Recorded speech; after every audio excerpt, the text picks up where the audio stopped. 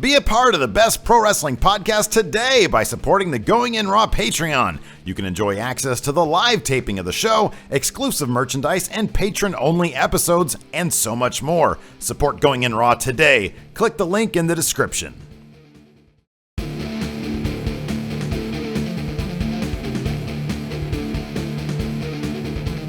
Hey, friendo, Steve here. And Larson. Yeah, welcome to Going In Raw Countout. The only podcast we know of that counts down wrestling stuff, right? Mm-hmm. Yeah, it's available right here at youtube.com/Steven Larson. It's also available wherever fine podcasts are available, Larson. Correct. Is that correct? That is correct. And whenever you guys hit that download or subscribe button on the iTunes, it helps us out in the sports and rec category. Yeah. On iTunes. Yes. And it makes me very happy. And then I have a good day. You do. Right? You have good days. Yeah. So anyways, we're at the beginning of 2017. Larson. Yeah, we're 1 week into 2017. We've seen a little bit of wrestling. So right now, it's the best time to say who has already had the best 2017. So that's what we're going to talk about. Who is going to have. Oh, we're going to predict. Yes. Predictions. Kind of. We did some predictions on Dirt Sheet last week. But this is just us thinking based on what we know leading up to 2017 and what we've seen this first week of 2017. Who is going to have the best years? This episode, best years. Tomorrow, Sunday, who we think is going to have the worst year. It'll be interesting to see where we are a year from now, how close we are to all these. Mm-hmm. So yeah, last week we did 10 matches we want to see in 2017. Correct. I thought that was a good episode. Yeah. So now these are the wrestlers we feel are on a path to stardom. Yeah. The path to having a good 2017. And then, like you said, tomorrow, worst. So here we go. Number 10. 10. Ty Dillinger. The perfect 10 Ty Dillinger. As I stated in our predictions episode of Dirt Sheet, Yeah. Ty Dillinger is going to win the NXT Championship in 2017. It's a given. I don't care even if he debuts in the Rumble at the 10 spot, which he probably will. They could just feed into a storyline where he's in the Rumble, maybe the last 10 minutes, gets eliminated. Yeah. Do you want everything he does to be related to the number 10 at this point? Well, because you just said 10 minutes. It's an obvious. I think that's going too literal with his gimmick. Here's my thing about Ty Dillinger. I think he's going to have a spectacular 2017. He is. And then he's going to have a shit 2018. Possibly because he'll get called up to the main roster in 2018 and they won't know how to use him. Yeah, I think that's exactly what's going to happen. If he goes to SmackDown, I think he has a really, really good chance to get the IC title. Yeah. Baron Corbin is fighting for the world title right now. I could see maybe Ty Dillinger. I don't know. Mm-hmm. What do you think his ceiling is? I think a strong Intercontinental Champion is like ceiling. I think he can have a good, solid Dolph Ziggler type career. Yeah. Maybe he'll, if things go in his favor, maybe he'll get into a world title program. I don't know if he'll win it. Yeah. Well, here's the thing. On he's perfect for SmackDown. Yes. He is absolutely perfect for SmackDown. The problem is if SmackDown starts loading up on guys like Bobby Roode and Samoa Joe, which I see that happening, it's going to be more difficult for him. It's going to be the same deal. But you know what? He's managed to get incredibly over, granted as NXT, and those guys, Samoa Joe and Bobby Roode, are above him on the card in NXT right now. So, I mean, granted, it's a different audience, NXT is. Yeah. But if he can get himself over there, with those guys still there, who's to say he won't be able to do it to at least some extent on the main roster? He definitely has the 10 chant going in his favor. Yeah. That will definitely help a guy's longevity. People want to keep on chanting because people like chanting things at wrestling shows. Here's the thing. That 10 chant ain't going nowhere. Nope. He's a really, really strong main roster showing. Even if he was really good on the main roster for like 6 months, that 10 chant. It could be the next yes chant. I know, because it doesn't take much. Nope. Yeah. That's good. It helps that he's a personable guy. He's got charisma. It hurts. It hurts and helps. It hurts and helps. How's it hurt him? It's too normal. It's too much of a regular guy. I didn't say he was a regular guy. I said he's a personable, charismatic guy. Okay, well, I'm saying the fact that he comes off as kind of a regular guy hurts and helps him. He's very personable. Obviously. Not obviously. But yeah, he is. But I know I'm getting lost in my train of thought right now. But do you see what I'm saying? He's a little too normal. Yeah, too normal. I understand your point. Yeah. But he is the perfect 10, so that'll help him. rise above that. I still think that that's sort of like the ironic thing about him, is that he's by no means perfect. Well, who is Steve? Bobby Roode. Literally. No, he's glorious. He is glorious, but side and side with that is he's literally the perfect human being. You think so? Oh, yeah, absolutely. Are you kidding me? Patrick Clark is the perfect human being. Number 9. 9. Pete Dunne. He's my pick to win the United Kingdom tournament. The Bruiserweight tournament? Yeah. I don't really know dick about Pete Dunne, but you do. So anybody who wants to complain about me in the comments, go ahead. Yeah. I've only seen really one of his matches. Yeah. At Battle of Los Angeles 2016. It was really good. I'd say look, here's the thing. Whoever wins the UK tournament is going to have a slam bang 2017. Yeah. You're picking Pete Dunne. So, I mean, number 9 entry is essentially whoever wins the UK tournament. Okay, yeah. I'm the only one I think that has a pick. So Pete Dunne gets the spot. I love Pete Dunne by virtue of what you said about him, which He's got a very young face, but kind of a borderline Haas body. Yeah. He's thick. He's a thick dude. Yeah. He's got a huge tattoo on his thigh. Oh, that's weird. But he's really good. That Battle of Los Angeles match where he fought. Should have put Tommy End on this list. He's gonna be huge. He's gonna be a huge star. Yeah. But yeah, the match he had at Battle of Los Angeles was really good. Yeah, I gotta check that. I gotta get those Blu-rays from you. Yeah. I have to finish watching them first. But there's Joseph Connors. Mm-hmm, he's in there. Yeah. Trent Seven. Yeah. He's in there. Yeah. Mark Andrews. Yeah. He's in there. Yeah. There's another name I'm looking forward to this more than I am to the Cruiserweight Classic. You think so? Me personally, I'm a big mark for UK things. Yeah, you are. I love the British stuff. You do. I want to go to England. Who do you think's gonna win this tournament then? Oh fuck, I don't know any of these guys. Come on. All those names you just said? Yeah. No idea. You've seen some WCPW, so you should be somewhat familiar with Joseph Connors. Yeah, dude, I'm not. Oh, yeah. He was their champion for a second, wasn't he? I think so. Yeah, I think so. Yeah, he's good. Yeah. He's good. But I like to be really familiar. I wish I was really familiar with this. No, I do too. Like I said, I'm basing my pick off one match. Yeah. And I think at the press conference, he was one of the 2 guys standing right next to Triple H. Oh, okay. Well, it's him and the other guy then. I think Trent Seven was the other one. Then him or Trent Seven. Those are the finals, huh? Yeah, exactly. That's the finals, right there. Okay. And then everybody's gonna be like, "Thank you, thank you, done." And then Triple H's gonna come out and go, "Okay, sign him now." You're a wanker. When Triple H comes out, you're a wanker. That was rude. Number 8, TNA. So TNA, they're solvent, and they're no longer under the control of Dixie Carter. That's right. Two reasons to celebrate. They were actually finally purchased by Anthem Sports. Yep. Dixie Carter resigned as chairman or chairwoman of the company. All bright, shiny days ahead, man. Everything is perfect. Fresh blood, fresh creative team. Paychecks on time. Great. But then we have to temper that enthusiasm somewhat because Jeff Jarrett is being brought on as an executive consultant. So who knows how hands-on he'll be with the product. This is why they're on the worst list tomorrow. We'll talk about that later. But right now, let's concentrate on the positive aspects of this new business arrangement between TNA and Anthem Entertainment. So TNA has some talent. Yeah. Oh, yeah, absolutely. Got the Hardys. You got Lashley. Eddie Edwards. EC3. Yes. Bennett. Who's that little Mike Bennett. Rockstar Spud. Yeah. Yeah, they got some good talent. They got some good talent over there, and it's Abyss. I like that Abyss. Yeah, and it's promising to know that there's a company that owns them, that has money, that will pay them on time and pay the bills. Yeah. So the company doesn't go under because the last thing we really want to see is wrestlers out of a job. Do you think now they can get direct deposit to their bank? One would hope. We would hope so, right? Yeah. So I guess they would be Anthem employees now.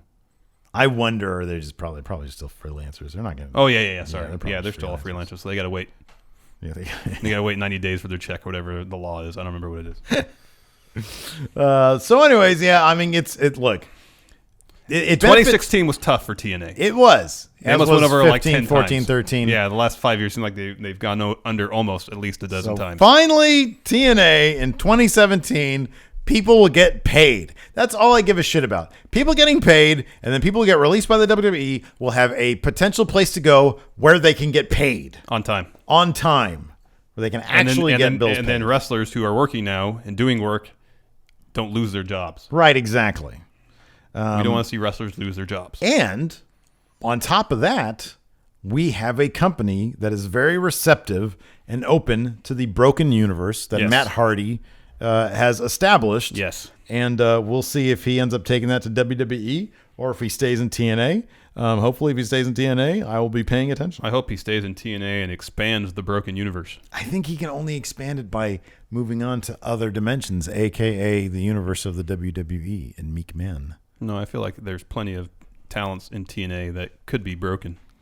Broken. I want to see Jeff Jarrett broken. Broken Double J. Number 7. Baron Corbin. Just in the last couple of weeks, he's been injected into the main event scene of SmackDown. Saying that I am going to be in the Royal Rumble match. Good. Nice pause. Got that down. Yeah, dude. Baron Corbin had a great 2016. Yeah. After being called up after WrestleMania. We were stunned, like, by the end of the year. Like, every time we saw Baron Corbin on SmackDown, it was like, oh my God, look at him. He's progressing, like, every week. It was something cool and something new and something different. Yeah. And it's all starting to come together for him. It really is. He seems so much more confident now, and he's in the main event scene on SmackDown this coming Tuesday. He's got a match against John Cena. Yeah. The biggest pro wrestler of all time. Well, one of them. Yeah. So, yeah, I mean, considering how his last month of 2016 went, first week of 2017 has gone. High hopes. I'm telling you, for the Lone Wolf end of days. I think if you still think he's going to sniff the world title this year? I really do. Here's my thing. It depends on one big giant thing. What's that? And that's the draft. Yeah. If the draft loads up SmackDown with guys like Seth Rollins or Roman Reigns or who else? Like a Finn Balor. Yeah. Then there won't be quite the vacuum up top that there is right now, which allows somebody like Baron Corbin. Because I think Baron has a better chance at the WWE World title simply because they've almost completely exhausted other ideas. Yeah. I mean, I do think that Bray Wyatt's going to get it. I think Randy Orton might be able to get it if they elevate the Wyatt family story up to that main event level. Yeah. If they do that, there's the possibility Cena's going to have it. Taker might have it. But all in all, in terms of like the way things are right now, Baron Corbin would have a really, really great shot. Now, things might go completely out of whack because of the draft, because of the Wyatts or something like that. But if everything stayed the same between now and like Survivor Series, which I know is probably unlikely, then Baron Corbin would definitely be somebody who I think they see sniffing the world title. Yeah. And that's big, considering he just came out at WrestleMania. Yeah, I still think he's got another year before he's the world champion. Intercontinental champion for sure. You know what's interesting though is that I kind of think it's this year or like 3 years away. It could be. You know? But you're right. A lot of it depends on how the draft goes. Yeah, dude, put Seth Rollins on SmackDown and nobody's sniffing that world title except for him and maybe like Bray Wyatt. Mm-hmm. You know what I mean? Mm-hmm. Like gets another big name up there and then they're going to have their run with it. Yeah, I know. So he's if they bring big names over, then he's going to start getting bumped down. But right now he's up there. Say they bring Seth Rollins over. Seth Rollins stays a face. They need heels for him to. That's true. That's true. With. Yeah. So at the least, I wouldn't be surprised if Corbin's in a world title feud this year. Yeah. I don't know if he'll win it. Yeah. I wouldn't be surprised at all if he was Intercontinental Champion this year. They put that title on Alexa Bliss. Yeah. You know, they put it on her. So wherever there's a strong face, you got to have a strong heel. He's a strong heel, and faces need something to chase. Yep. So exactly. I think it looks good for him. Yeah. Number 6.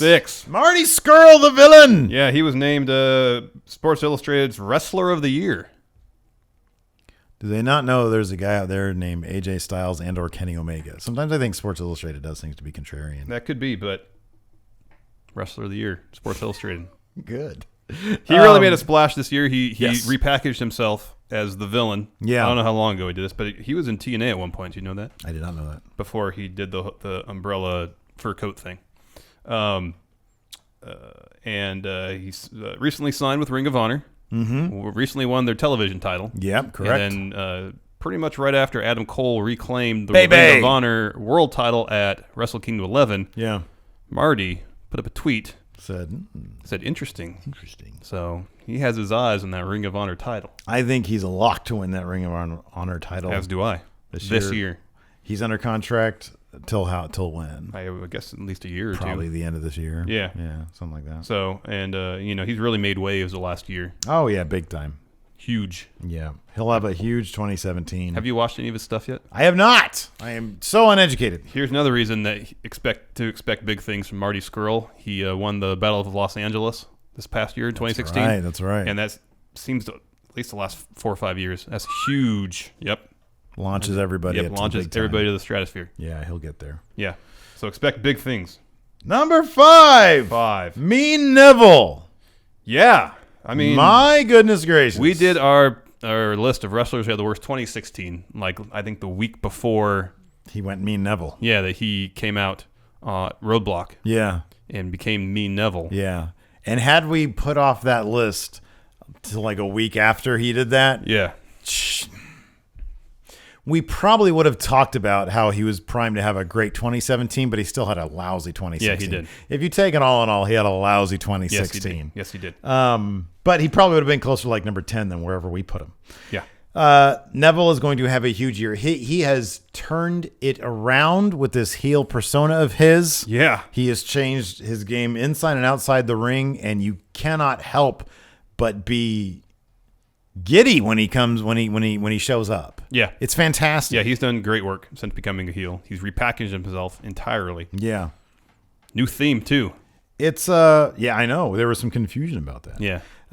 Yeah, it's crazy how like I personally, if you had said, yeah, Neville's going to repackage himself into a super charismatic heel, like a really, really well done heel, menacing heel, I'd be like, I don't know if he has that in him. Yeah. I honestly, like, if you said, yeah, repackage him as a heel, it'd have been like, I would have thought it'd be the same thing he was, only beating up on good guys. Yeah. You know what I mean? I didn't realize that he had the promo skills that he has. Mm-hmm. But he wasn't given much to work with, especially no, you could never know. You main could never roster know. Run to date, and even when he was in NXT, I don't remember. He was just a babyface. Yeah, a pretty generic babyface. So it wasn't like he was really given much to work with. I would have had no idea. Yep, none. And he is absolutely killing it right now. He's going to be facing Rich Swann for the title at the. Has that been confirmed?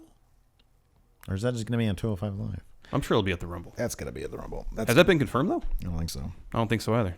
Confirmed here on Going in Raw Countout. That's one guy I was thinking of putting on the worst list. What? Rich Swann. Oh. Because here's the thing. Well, we can talk about this now. I don't really care. Because he's not on our worst list. But I kind of feel like him and TJ Perkins, not Brian Kendrick, because I think Kendrick is a million times better than those guys in terms of like how confident he is in himself and how much of a foundation piece he can be. I don't think of that at TJ Perkins, and you know that. Mm-hmm. Rich Swann might have peaked in the cruiserweight division too early because there's so many other guys that are there waiting to climb that ladder. Yeah. And I think he can be a good foundation piece. Yeah. But I think that he might just get lost. And once that belt comes off him, you've got guys like Austin Aries, Cedric Alexander, Noam Dar, Jack Gallagher. You've got all these other guys. I don't think, while Rich Swann might be a foundation piece, you kind of always want to be the guy who's making his way up to the championship. Yeah. And I don't think he's going to do that again once he's lost that belt. That could be. I don't think that's going to happen. That Sourpuss promo really... You know what? Honestly, no. Even without that, there's so much good stuff happening, and it's early in its life. I know. I just think that once he loses the title, I just don't like Kendrick. Brian Kendrick seems like he no matter what, he'll have a purpose. Oh yeah. He can make a purpose for himself. Yeah. Rich Swann, I don't know that he can. I mean, I just don't know enough about him. Mm-hmm. I just don't know that he can do that. Yeah. You know? Yeah. So I don't know that his 2017 is going to be all that great. I think once he loses that title, that might be the swan song. Mm. You like what I did there? Because that means the end. Yeah, no. Let's see here. Number 4. Hey, yeah, she's winning that women's title this year. Guaranteed. She is. They're going to make her the female equivalent to Daniel Bryan and John Cena all at the same time. Because she sells that merchandise. Oh, yes. And they're pitting her against the Authority, Stephanie McMahon, whether they call it the Authority or not, when Stephanie is confused about being a heel or a face. But I guess when she's around Bayley, she's a heel. Apparently she's not. She's like, Stephanie McMahon is to Bayley as Steve is to TJ Perkins. That is called, what is that called? An analogy. An analogy, thank you. Very important for you people out there going to take your SATs. Know your analogies. Yes. So if I analyze your analogy correctly, yes, then by and large you're a face, but in the presence of certain individuals, you go heel. Correct. That's what you're trying to say. Yes. Yeah. Yes. So Stephanie hates Bayley. They're going to use that. They're going to have some sort of like Stephanie sort of, I'm going to say teaming up with Charlotte, but definitely colluding to keep her. I mean, it's the oldest storyline in the book these days. Pretty much. She's going to want her A+ player as champion. That's Charlotte. She's going to want to keep that belt off of Bayley. So you're guessing that Bayley will get screwed out of winning the title at the Rumble. Oh, for sure. Leading up to her inevitable win. Absolutely. At WrestleMania 33. Currently, that is the lock of all locks at the Rumble is Bayley losing that match. That's the lock right now. Yeah. But I think she's going to have a massive WrestleMania entrance. Yes. With giant used car salesman things. Yeah, what does Saxton call them? What are those? Oh, I don't know. Wacky, wavy, so inflatable tube men? I am with Corey like Graves in my desire to punch Byron when he says that. And the funny thing is, that's Byron doing his job well, though. I love Byron Saxton. I know it's an unpopular opinion. I like him. I think he's good at his job. Too. And I think you having that reaction, that's the reaction he's trying to elicit, isn't he? I think you're probably. So he's doing his job well. I think you're exactly right. Still makes me want to punch him. I can't separate fantasy from reality. Asuka could just as easily be on this position on the list too, because I think especially once she gets called to the main roster, she's going to have a massive 2017. Oh, I think big time. But since she hasn't been called up and there's no word yet, when is that going to happen? She's cleaned out that division. I know. I think easily. They need to rebuild that division somewhat before she gets called up. That's what they're waiting for. Yeah, but they could do that so quickly. Yeah, they could. It's interesting to me. I'm really surprised they're not investing more time in building up Ember Moon. I'm surprised they're not investing more time in reaching out to the indie ranks in the maybe they are the female indie ranks. Everybody's just saying no. Doesn't Crazy Mary Dobson, wasn't she supposed to be? I think so. But isn't she at the Performance Center? Oh, maybe. I don't know. But yeah, I don't know. Bayley's gonna have a terrific year. Yeah, Asuka's gonna have a terrific year. Yeah, it's all good. Yeah. Number 3. Tetsuya Naito. Yeah. You want to put this guy everywhere. I do. He's great. You have him at number 3 because you love him. Virtually, yes. Because I think he after his performance against Kenny Omega in the G1 Climax and his performance against Tanahashi at Wrestle Kingdom 11, he is shot up. It's probably my top 5 wrestlers currently wrestling. Well, he is like the most over guy in New Japan, and I completely understand why. He's got such a person. His face is full of personality. Oh, it's fantastic. He doesn't have to do much. This is stuff. Yeah, this stuff. It's great. I was this close to getting you. I didn't know that his finisher was called the Destino. Destino. Yeah, or Destino. Yeah. I was this close. Instead of the New Japan shirt that I got you from that fight place, yeah, I was gonna get you a LIJ shirt. Yeah. Now, if I went there now, only a week removed, I'd have a Destino shirt in my hand or on my chest because it's the Los Ingobernables. Good job. Thank you. And it said Destino right here, but I didn't know what it meant. Oh yeah, I didn't know what it meant. I was like, oh, is that like maybe that's the Lucha faction version of it? I don't know. Yeah. And then I watched it and they said, D, hit the Destino, and I'm like, could have got that shirt. Mm-hmm. They have it on Pro Wrestling Tees. So do you see him feuding with Okada over that title, or Omega down the line? One of their more popular, or perhaps their most popular guy right now. Yeah. So it's a possibility. Yeah. I mean, even before Wrestle Kingdom, I thought, okay, well, especially if Okada happens to win, even though we both thought Kenny Omega was going to win, that given the history between Naito and Okada, maybe that's the feud they were going to go with. after Wrestle Kingdom. Yeah. But with Suzuki Gun coming back, feuding with Chaos, doesn't look like that's going to happen in the immediate future. Yeah. But, Meltzer was saying in the Wrestling Observer that he was speculating that Omega might win the belt before New Japan comes to the States in July. Yeah. And if that's the case, maybe we'll see Omega Naito feud.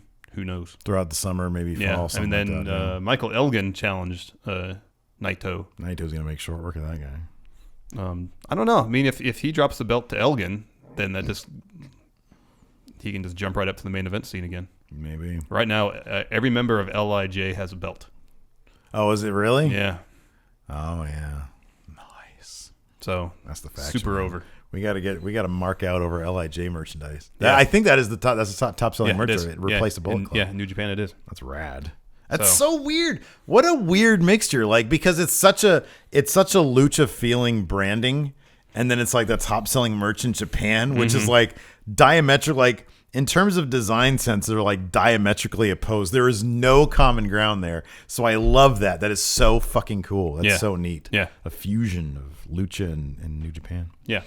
Number 2. Yeah, we're all stuck in New Japan. Yep. Kenny Omega. You aren't concerned after his loss to Okada at Wrestle Kingdom that he's going to drop down the card a bit, especially considering that Suzuki Gun returned. It seems like Okada is going to feud with the leader of Suzuki Gun, last name Suzuki. First name kind of escapes me at the point. Yeah. Hold on, check on that. I am not concerned one bit. I think, like you said, and Meltzer says they're probably going to put that title around Kenny Omega's waist probably in June. And he's going to be the face of New Japan. Minoru Suzuki. There you go. And I think he's going to put on a 7-star match against Okada when he wins the title. I don't even think that's possible. No, I don't think it is. Although I didn't think a 6-star match was possible either. I thought 5 was the highest rating Meltzer could give. Well, I think Meltzer will do what Meltzer wants to do. He makes his own rules, huh? Meltzer rules. Yeah, so I think, Kenny Omega. But what else can he do this year apart from winning that title that he hasn't already done in 2016? I think it's something that's fairly intangible. Take New Japan to whatever the next level would be. So international, essentially. Exactly. And I think, honestly, like they got some dates for the G1 in Los Angeles. Well, they're not actually for the G1 tournament. They're not They're not tournament dates. Oh, okay. They're just kind of like a prelude to. Oh, that's interesting. Yeah. Okay. According to what I read, and they had in Wrestle Kingdom, they had that whole section in the middle where they were divulging all the dates for all their major shows. And I think the actual climax shows don't start till mid-July. Yeah, I think it's August actually. Well, I think it's the finals. I thought it was July 17th or something like that was the start of it. But they were doing the kind of precursor matches here in the States. Okay, all right. July. I could be wrong though. No, I think that he's the perfect guy. I don't know what New Japan's sort of as a company, what their plans are, but from what I was experiencing on Twitter while I was watching it live, I think there is an audience out here that the WWE network has 2 million subs? Less than that. Less than 1.75. 1.5. 1.5. Okay, let's say it's 1.5. 1.5 million people. Those are all people who love wrestling so much they're willing to plunk down $10 a month for a dedicated streaming service for pro wrestling. Tell me New Japan doesn't look at that and say, we put on a better product. Yeah. Like, we put on shows that like people are geeked out over all the time. We have merch that sells like crazy and people love, and it's designed really well. A lot of our stars has been in WWE and they're doing better over here. And a lot of our stars, people will want to know what's going to be next in WWE because we know some of our guys go over there. Why wouldn't they want to start dabbling over here? Oh, I agree. You know what I mean? Yeah. Like, they honestly, quite frankly, they need, and I can't believe it would be that difficult to do, but I have no idea. But their streaming service needs a lot of work. Like, one of the biggest questions I had on Twitter, and I got this a bunch, how are you watching this in English? Well, let me tell you, you go back to the screen, look at the thing that said English commentary, but it's not, they need a dedicated English language site. They do. And on top of that, they need on Apple TV, on Roku, on Xbox One, and on PlayStation 4, they need an app. Yeah. With a simple WWE Network search engine isn't great. You don't need something that's amazing. Yeah. You just need something to organize your shit. Yeah.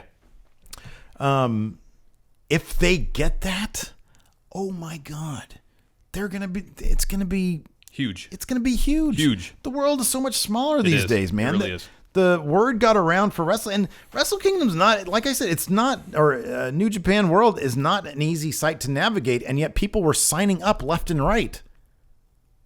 It's going to be huge if they do that, and Kenny Omega, I think, if you want to know what more can he do beyond just getting the world title, which, it's great, but to be the guy who spreads the word of New Japan, who makes New Japan something that will make Vince McMahon kind of freak out about.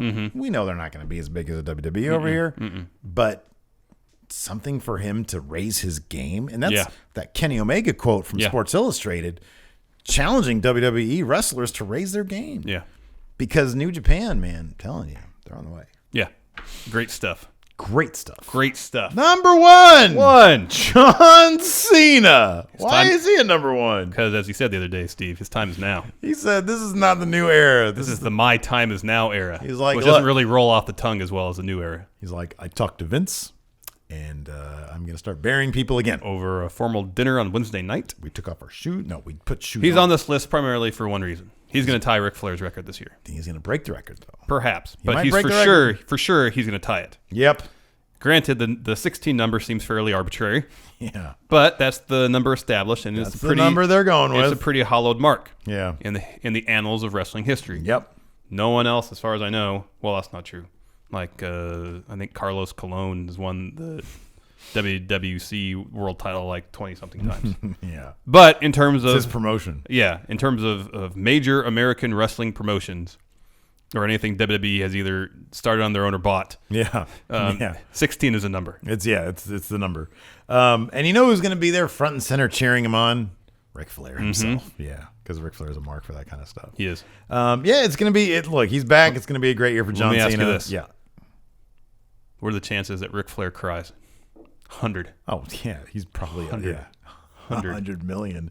What are the chances that he instantly starts bleeding as well? 100. 100. I'm crying so much. Do you see that video of Ric Flair deadlifting 400 pounds? I did.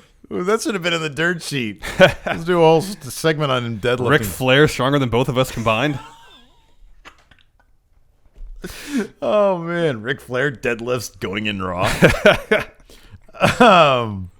Yeah, John Cena number But it'll be one. interesting, too, to see if, even with Cena winning the title again, which is a certainty to happen this year. Yeah. You know, I think he stated at some point in an interview somewhere that he was looking to find his eventual replacement, more or less. Right. Working with younger talent, putting them over. Yeah. Do you think he can have it both ways? Still tie, maybe even break the record. But when he's not holding the belt, working to establish and put over younger talent. Well, I think we'll find out as soon as Tuesday when he takes on Baron Corbin. Yeah. Not saying necessarily that Corbin has to win that match, but will John help him look good? Yes. I think just being in there with John Cena, regardless of what happens, you're going to look good. Or you're going to get some rub off of that because you're going to get something, and it's not going to be a squash match. No. So yeah, it'll make him look good. But I think beyond Baron Corbin, I think John Cena will wrestle this year. He will wrestle one or two more elite status guys. Maybe he might wrestle. He might put over Finn Balor. I could see that easily. He might put over if he's someone on SmackDown, he could put over Bray Wyatt. No, I know, but you never know how the draft is going to shake out. Yeah. Bray Wyatt, maybe I could see Bray Wyatt. But I think one or two, and that was one of my predictions, was John Cena is going to be around and he's going to start passing some torches out, regardless of what his character says in terms of it being not the new era, but his era still. Yeah. I think he recognizes that that's got to be his job, that I think it's going to be done very selectively and because of that, very effectively. We saw how effective it was with AJ Styles. Yes. And I think we'll see how effective it can be with somebody like Shinsuke Nakamura or Samoa Joe. Yeah. Yeah. So, yeah, and I think in that respect, it's going to be a big year for John Cena because, you know, when he does that, it only helps the company. Yeah. You know? Yeah. Helps the industry. So, John Cena, once again, will have the best year. Pretty much every year is John Cena's Well, year. last year, 2016, wasn't the best year for him. He was hurt a lot, and then he was off shooting stuff. TV, movies. And he had like 4 matches the whole year. Well, for wrestling, yeah, but just for him personally, it seemed Oh, like I'm sure it was a great good year for him personally and his bank account. Exactly, yeah. But I'm saying, as a wrestling superstar, competitor, not such a good year. No. But he has more movies to shoot this year too, so he'll be taking some. He's got a couple of good extended high-profile movies. hiatuses. Yeah. I like AJ Styles. He said, "You're not never going to be as good as The Rock." In that respect, either. John Cena laughed it off. It's like, I'm in a Seth Rogen movie coming up. The Rock didn't have the. Rock's been doing the acting thing for 15 years now. It wasn't always easy for him. It took him a while to become as big as he is. What's the age difference between The Rock and John Cena? About 10 years? I would suspect something like 7 or 8. Yeah, I would suspect that as well. I think Cena's 38 or 39. John Cena he's only 6'1". He's only an inch taller than me. He's 39.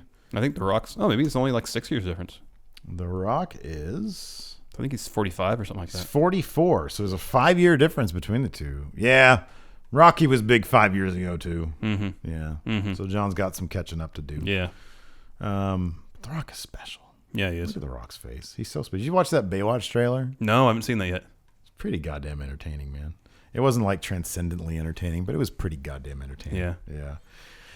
So anyways, and you know what? It's funny too. What's his face? Zac Efron kind of stole some of it too. He was. I like Zac Efron. He was pretty good in those Neighbors movies. He was. Zac Efron was fucking funny. Yeah. He was funny in those movies. He's good. Yeah.